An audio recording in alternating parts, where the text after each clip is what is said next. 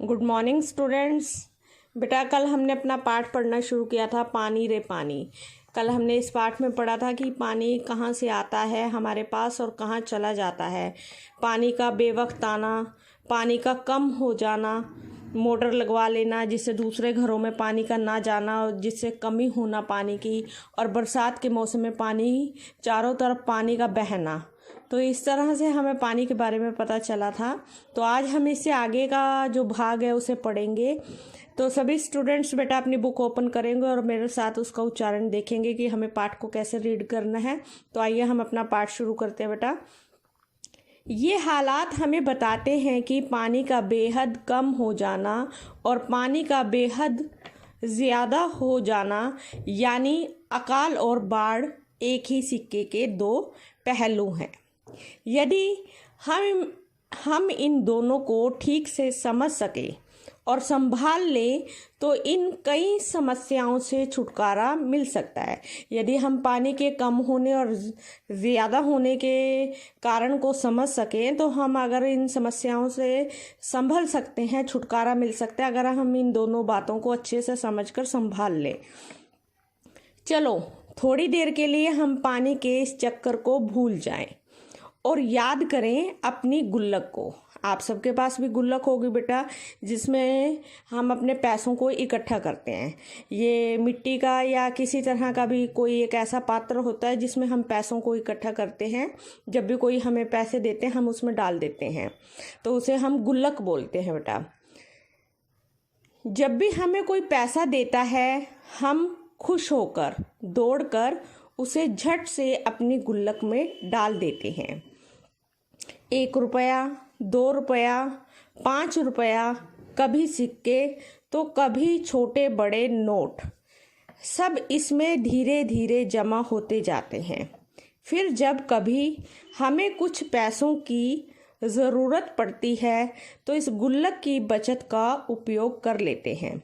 हम सभी पैसों को इस गुल्लक में डालते हैं, जितने भी हमें पैसे मिलते हैं बेटा। और जब हमें कभी अपने पैसों की ज़रूरत पड़ती है तो हम उस बचत में से, उस गुल्लक में से उसका उपयोग कर लेते हैं। नेक्स्ट पेज पर चलते हैं बेटा अपने। हमारी यह धरती भी इसी तरह की खूब बड़ी गुल्लक है। मिट्टी की बनी इस विशाल गुल्लक में प्रकृति वर्षा के मौसम में खूब पानी बरसाती है। जब वर्षा का मौसम होता है तो बेटा खूब पानी बरसता है उस समय, और इस विशाल गुल्लक में जमा होता रहता है। तब रुपयों से भी कई गुना कीमती इस वर्षा को हमें इस बड़ी गुल्लक में जमा कर लेना चाहिए। हमारे गांव में, शहर में जो छोटे बड़े तालाब, झील आदि हैं, वे धरती की गुल्लक में पानी भरने का काम करते हैं। जो बरसात का पानी होता है वो हम इनके माध्यम से जमा कर सकते हैं। इनमें जमा पानी ज़मीन के नीचे छिपे जल के भंडार में धीरे धीरे रिस कर, छन कर जा मिलता है। जो वर्षा का पानी यहाँ जमा होता है बेटा, वो कहाँ पर जाता है? ज़मीन के नीचे जल भंडार में। और कैसे जाता है? धीरे धीरे जाता है, रिस कर और छन कर। इससे हमारा भूजल भंडार समृद्ध होता जाता है। जो हमारी धरती का जल का भंडार है वो समृद्ध हो जाता है। पानी का यह खजाना हमें दिखता नहीं, लेकिन इसी खजाने से हम बरसात का मौसम बीत जाने के बाद पूरे साल भर तक अपने उपयोग के लिए घर में, खेतों में, पाठशाला में पानी निकाल सकते हैं। लेकिन एक दौर ऐसा भी आया जब हम लोग इस छिपे खजाने का महत्व भूल गए और ज़मीन के लालच में हमने अपने तालाबों को कचरे से पाट कर मतलब भर कर समतल बना दिया। समतल मतलब एक जैसा बना दिया।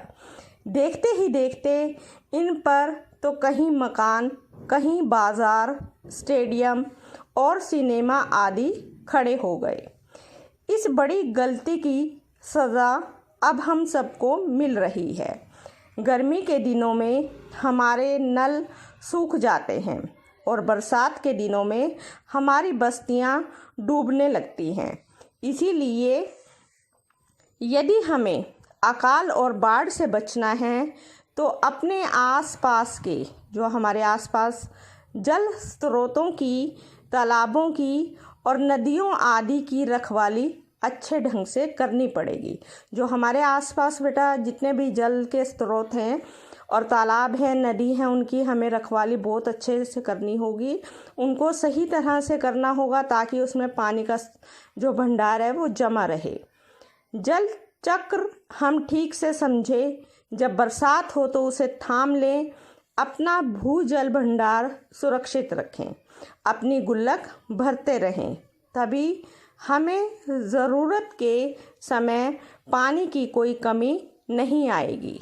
यदि हमने जल चक्र का ठीक उपयोग नहीं किया तो हम पानी के चक्कर में फंसते चले जाएंगे। ये था बेटा हमारा पाठ पानी रे पानी। जिन शब्दों को मैंने रेखांकित किया, अंडरलाइन किया, वो हमारे कठिन शब्द हैं। उन्हें आपने अपनी कॉपी पर लिखना है। धन्यवाद।